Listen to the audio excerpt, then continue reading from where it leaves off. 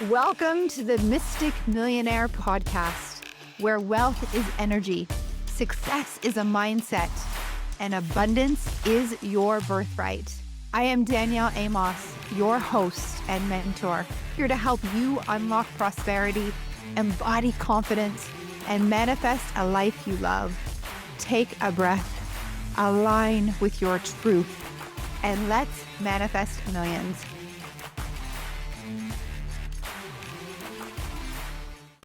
Bridgette Boucha is a speaker, author, and fractional CFO who advises from her lived experience as an entrepreneur. Her soulful approach to money mentorship and personal empowerment has helped hundreds of business owners simplify their money, build confidence in their numbers, and map out their money queen model. She believes you deserve to run a profitable business while living a fuller life. Bridgette and I talk about not only what it means to become a money queen, and she's got 4 R's to money, which she shares in this episode.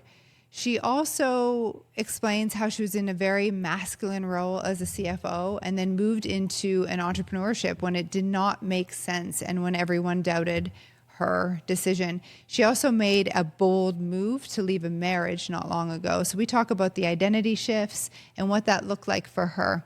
Tune in. You're going to love this episode. Bridgette, welcome to the Mystic Millionaire podcast studio. I'm grateful to have you with us today. Thank you for being here. Thank you for having me. I feel like we are already on the same page and have so much in common. So this is really going to be a great episode. I feel very aligned, very at ease, and also just eager to see where this conversation goes. Yes. Okay. So we've got your book, The Money Queen. How did it come about that you wrote this book? And tell me a little bit about your journey. And I'd love to get into some identity conversations with you because I know you've had some change in your life. So just share with us about your book. So I grew up in corporate and was in corporate America for my whole career, I don't know, 17 years maybe. And when I became an entrepreneur, I went through my own entrepreneurial journey of trying to figure out how to run a business. I mean, being a corporate CFO did very little to prepare me for owning my own business, right? You just have to learn all the pieces before you hire out or understand what you even need. And so as I started working with entrepreneurs, I started to identify some patterns with how they had a money story, what their beliefs were about money, what their conversations, if they were even having them, around money were, where they would get hung up, right, in scaling their business, trying to, the burnout, we hear about that a lot. And so I thought, oh my gosh, I've gathered all this amazing experience through putting myself in rooms and getting vulnerable with people and then serving people at a fractional CFO level. And I need to expand my reach. How can I get this into a form that I can't be on every stage, on every podcast, and every mastermind, but my book can? And so it felt really important to me, these lessons are being learned. We have to share them. We have to help people try to reduce the learning curve or get a little bit glimpse of confidence. Because a lot of times when we feel so isolated about something like money, it's because we think we're the only one. And it's like, I wasn't always good with, I didn't come out of the womb knowing how to, manage a spreadsheet or what a balance sheet is. It's a learned behavior, right? And I feel like money is just a tool, right, to live the life that you deserve. Totally. So in order to do that, surround yourself with people that can help teach you that. Because like I said, it's like managing your money is a form of self-care. Because self-care is taking intentional actions, rituals to improve your well-being.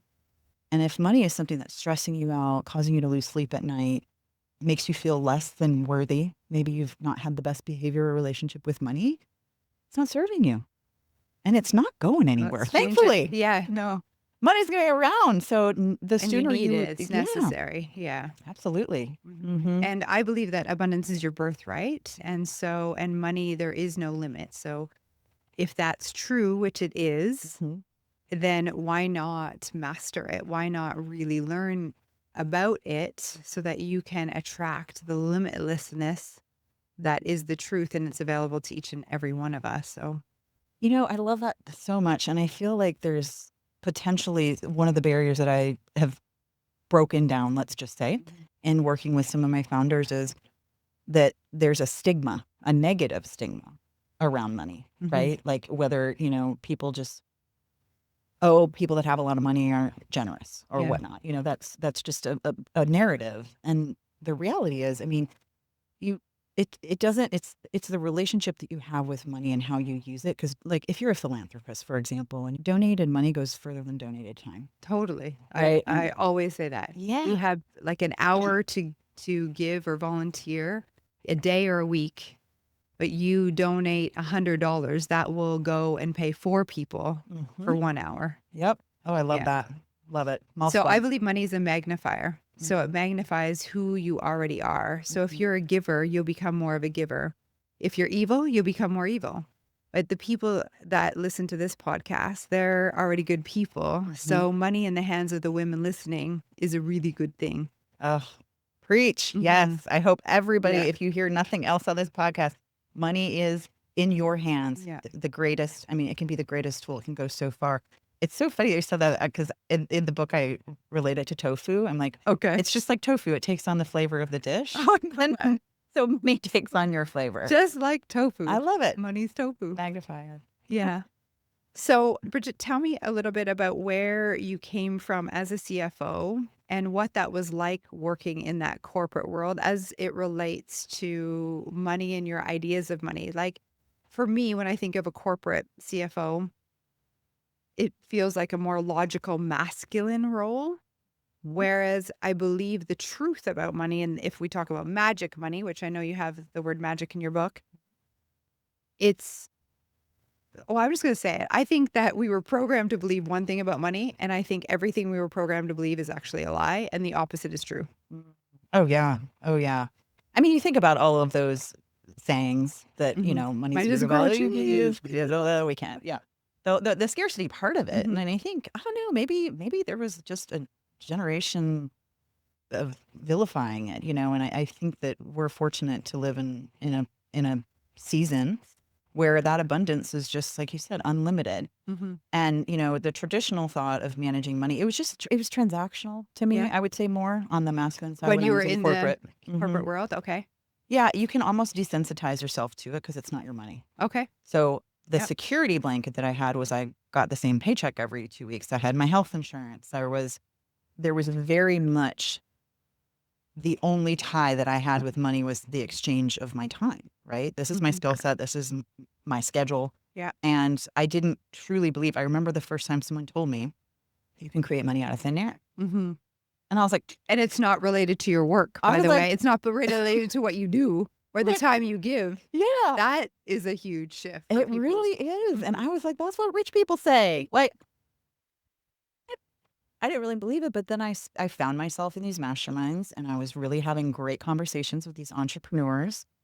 I felt very uncomfortable because wasn't sure that I belonged. They all just seemed to know a lot more than I did. Okay. They were talking about marketing funnels and their teams and their offers, and they were just a little bit further along than me in that area. So I Hmm. was like, oh my gosh. Okay. So I started having conversations with them. And what was so incredible was as I leaned in and I listened to them and we started the conversation, of course, because what else am I going to ask about? But, do we manage your finance or how do you do your Yeah. pricing? Or all of that abundance talk turned to avoidance in Huh. so many faces. It's In like in the women that you were in masterminding about. Okay. men and Or women, okay.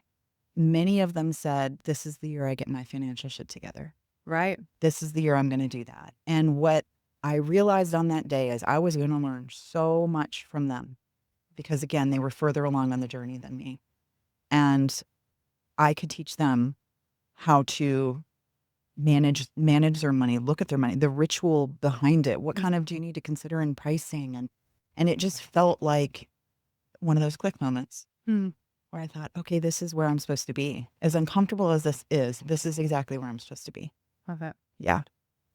So now, as an entrepreneur and making that decision to leave the corporate world 9 years ago, do you remember what it felt like to make that jump and what the people around you said?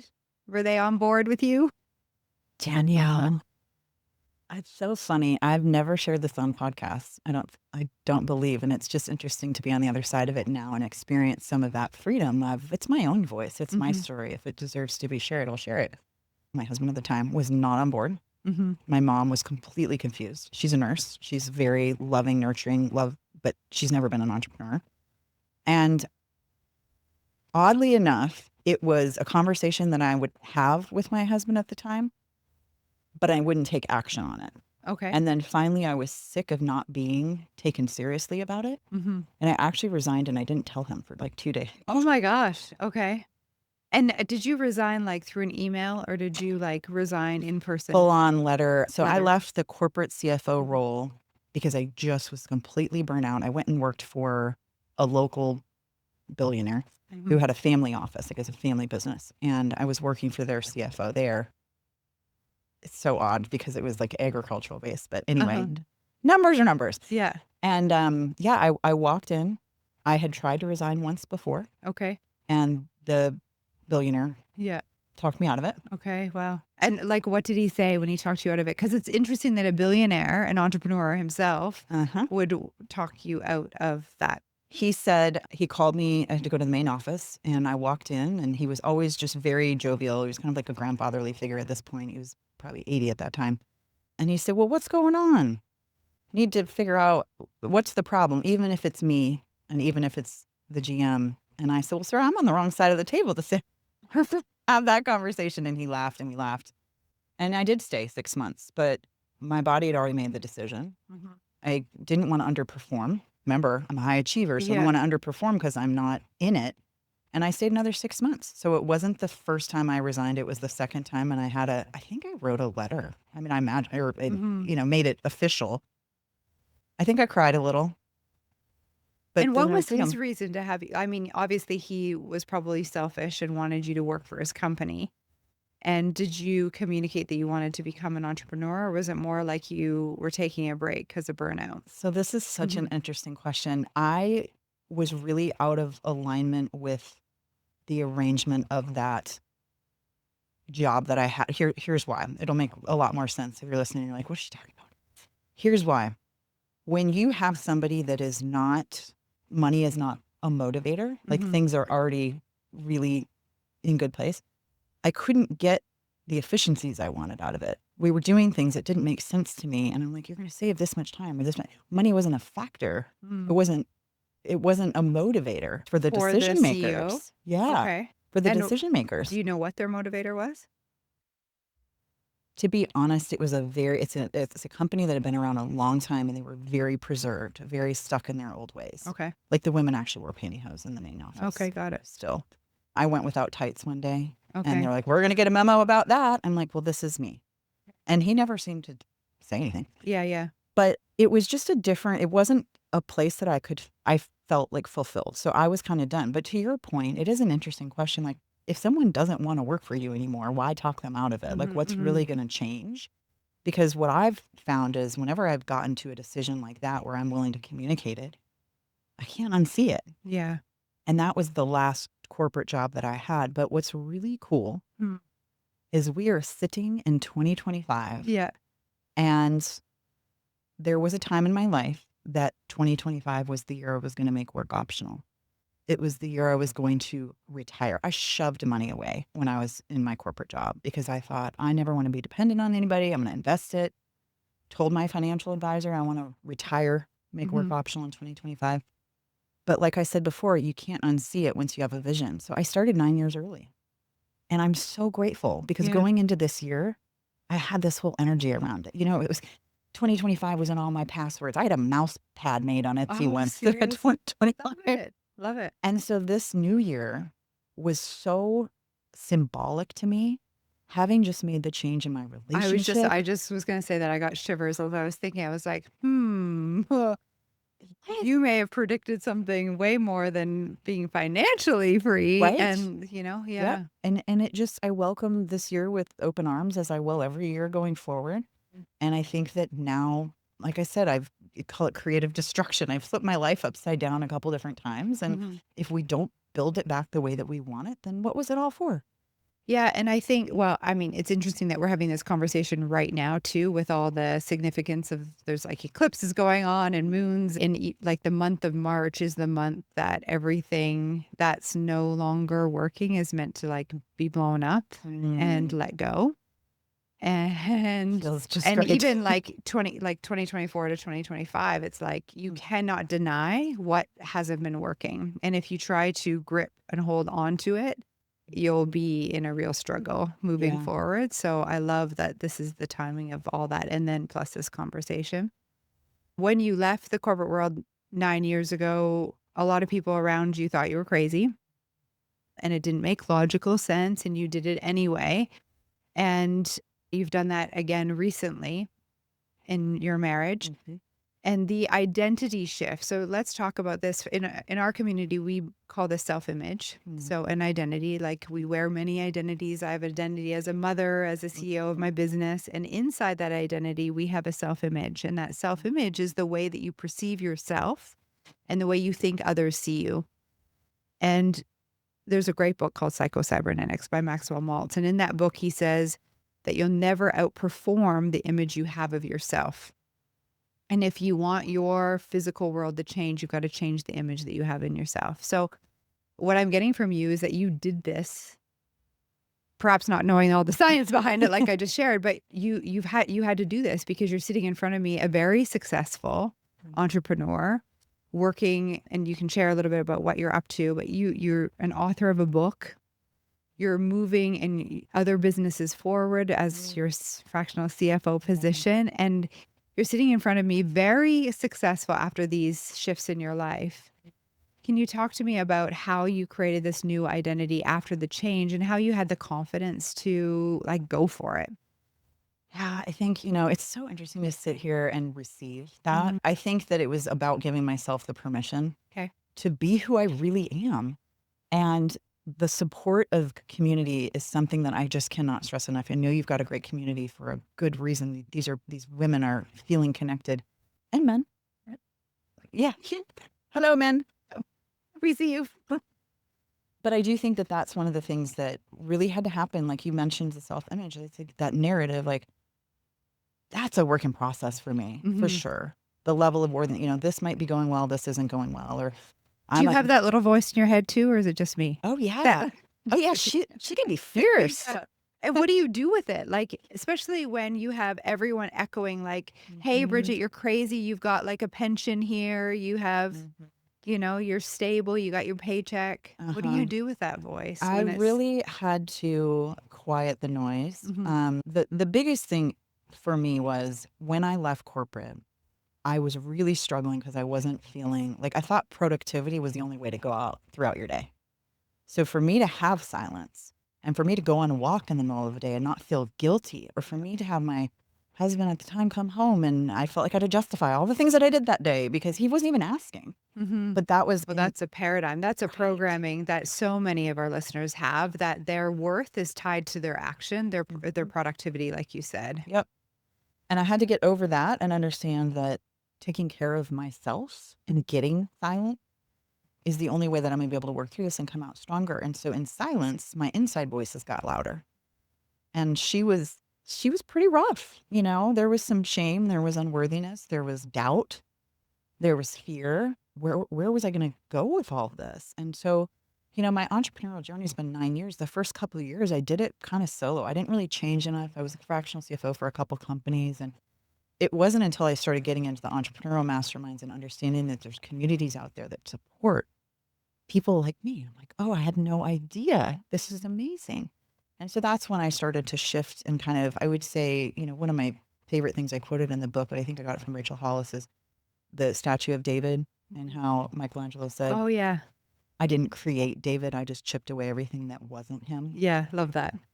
I was like, dead. Okay, Yeah. deceased. Here we go. Like, let's just get rid of all these things that I've picked up over the years, whether it's family bullshit, whether Yeah. it's a corporate identity, whether it is body image, like what would really happen if I lightened that load? Yeah, You that's so know? good. There's an analogy I love that comes from 10x is easier than 2x. I'm such a book nerd. So Uh-huh. it's a book by Dan Sullivan. Mhm.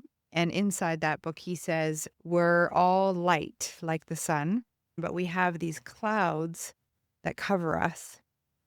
And you can't see that we're the light for the clouds. And as the clouds disappear, those represent the doubt, then you can see the light and the truth of who we actually are. And it's such a simple analogy. And we often peek through, but then also, like, when you have an event that happens, they see it as almost like a lightning bolt that breaks through the clouds and it creates that crack, and then more light can come through. Does that make sense? And it's Yes. like spread the clouds. And so, yeah. Love that so much. Nature has become my bestie. Yeah. Thank you, Mother Earth. Like literally, I feel like there's such a calming peace, whether it's raining, like it was raining here in Atlanta this morning. Which is so cleansing to let go of the I'm old. here for it. Yeah. But I feel like how great is that we get to experience the symbolism of nature. Yeah, And all that I'll answers are in it. probably always look at the sky now and Yeah. think of that when there's overcast. And that's just, I think, a really just important message sometimes when you just are feeling in it, just look up. Yeah. So true. It's so true because there is evidence or a message right there. Yeah. Yeah. I've got another story about that. I actually want to share it because I feel like it's relevant. It also comes from a book called You Squared by Price Pritchard. And it's a book about the size of yours, so nice, digestible. And he didn't know the intro. And so he was a good friend of my mentor, Bob Proctor's, and he didn't know the intro. And it was like really sitting with him for quite a while. And there were a lot of pressure. You need to get this intro written. And he gave himself a quiet space and he got the message that the answer is in the environment or in nature. And so he looked up and he was inside a restaurant or a hotel lobby and sitting by a window. And he looked up and he heard a fly buzzing in the windowsill. And he saw the fly like trying to get out of the window. And you could hear it. And he could hear it. And he watched the fly and he thought, oh my gosh, this is the story of for so many of us, the struggle. And we think that just by trying harder, we're going to make it. And he could see the fly flying harder into the glass and falling to the ground and get back up and fly harder, and the repetition of that. But what the fly didn't notice that it was that the door was open just 2 feet away. And if the fly just flew back, it could see the doorway open. So trying harder is not the answer. Yeah. And that became the intro of the book.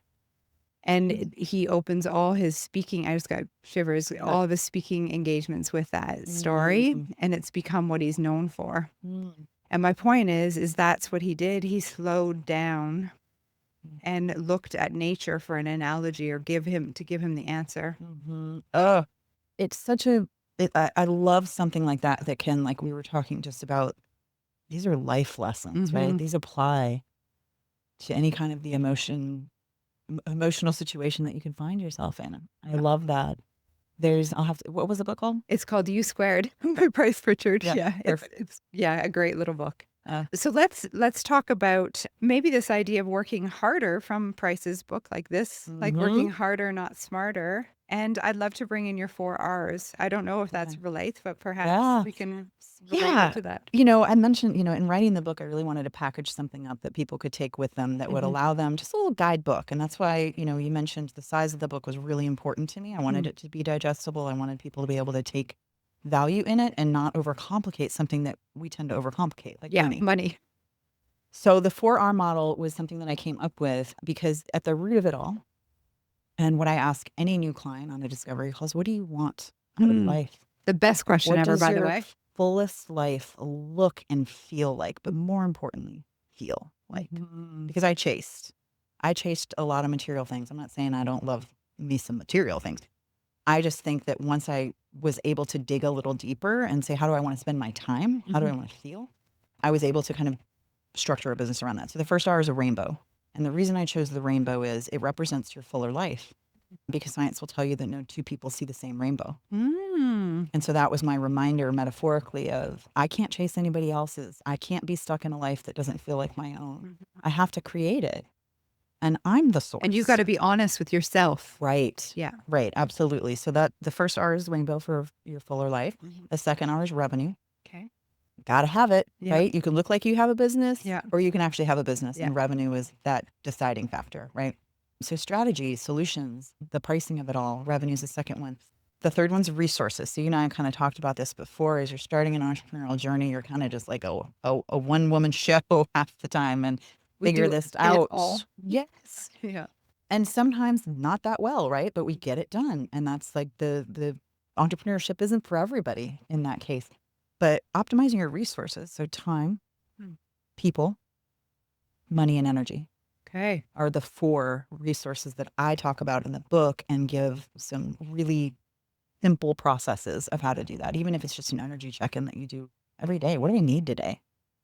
I have a list in there called the Feel My Best list. Okay. And I think everybody should have a Feel My Best list, because what happens in a day, sometimes you find yourself with a call that gets canceled, or you have a Saturday where maybe you're like, okay, I'm a little low energy. I like to have this list available because I can always pick something from it based on what I need that day. And it can be a bath, it can be a walk, it could be a call with a friend, it could be just a delicious meal.